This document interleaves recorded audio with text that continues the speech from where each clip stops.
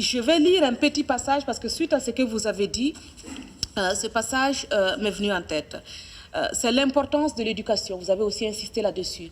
Ce qu'un enseignant peut faire, peut changer une vie, mais peut surtout changer des générations entières. Et je vais vous expliquer tout à l'heure pourquoi.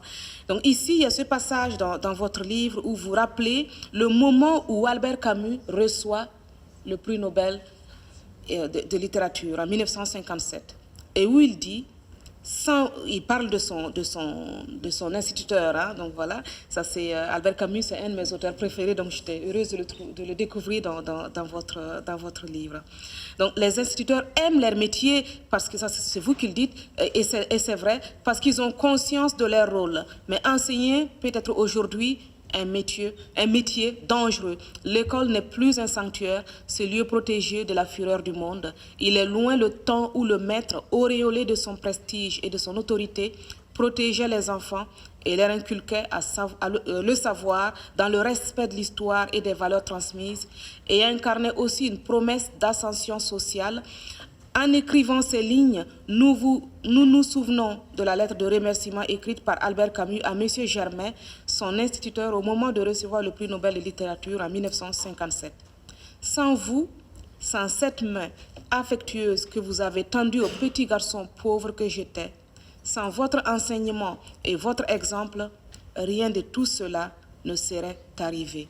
C'est ce que Camus a dit à propos de son instituteur. Cette lettre, empreinte d'une immense reconnaissance, a été lue dans la cour de la Sorbonne lors de l'hommage national rendu à Samuel Paty, assassiné en 2020. Il faut préciser qu'il a été décapité. En France. Et donc, c'est un passage que je tenais absolument à vous lire, et je vais aussi rendre hommage à mon père, qui est instituteur, et qui est devenu instituteur grâce à un instituteur. Donc il gardait, il chassait les bêtes qui venaient détruire les semences dans le petit village où il est né au Burkina Faso, où il n'y avait ni électricité ni eau courante. Et il admirait un homme qui était l'instituteur du village. Et à l'âge de 10 ans, il est allé à l'école primaire et il a parlé à l'instituteur qui lui a dit « Bien sûr que tu peux venir ». Et c'est comme ça qu'il a appris à lire et à écrire. C'était son héros.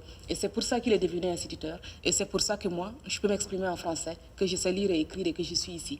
Et donc voilà, ça c'est tout un changement qui ne s'est pas arrêté seulement à un seul homme, mais qui est allé à travers plusieurs générations. Et c'est pour ça que je suis une mère qui peut transmettre certaines valeurs.